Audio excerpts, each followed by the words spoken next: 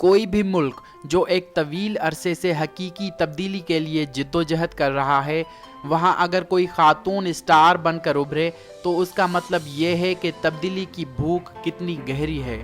فیض احمد فیض کی یاد میں لاہور میں ہر سال میلہ لگتا ہے، اور اس میلے میں سب سے زیادہ اقبال بانو کی آواز میں یہ نظم ہی سنائی دیتی ہے: لازم ہے کہ ہم بھی دیکھیں گے وہ دن کے جس کا وعدہ ہے۔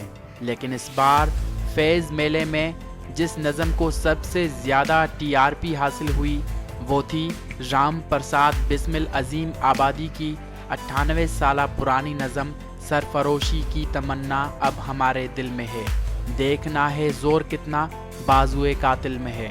سب جانتے ہیں کہ شہید اعظم بھگت سنگھ پر جو بھی فلمی کھیل بنتا ہے اس میں یہ نظم ضرور ڈالی جاتی ہے، لیکن رواں سال پاکستان کی نوجوان نسل نے نسل در نسل چلی آنے والی اس نظم کو ایک نئی زندگی دی ہے۔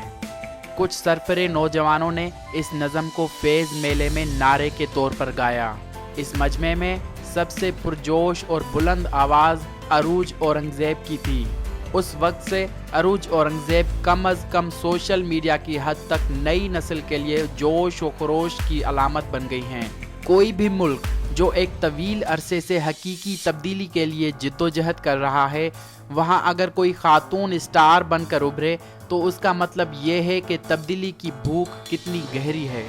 جیسے یمن میں جب 2011 میں بہار عرب کی لہر آئی تو علی عبداللہ صالح کی آمریت کو چیلنج کرنے والوں میں توکل کرمان پیش تھی۔ توکل کرمان کو رواں سال نوبل انعام سے بھی نوازا گیا ہے۔ انڈیا کی معروف یونیورسٹی JNU میں جب 3 سال قبل حکومت کی مداخلت کے خلاف مظاہرے ہوئے، اس وقت پاکستانی طلباء میں 2 مقبول نام کنہیا کمار اور شہلا رشید کے تھے۔ دسمبر سن 2017 میں حجاب پر حکومتی جبر کے خلاف مظاہروں میں ودا موحد کی تصویر سب سے زیادہ وائرل ہوئی۔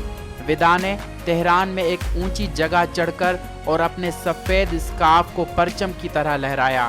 وہ گرفتار بھی ہوئیں، لیکن ان کی تصویر نے باقی ایرانی خواتین کو متاثر کیا۔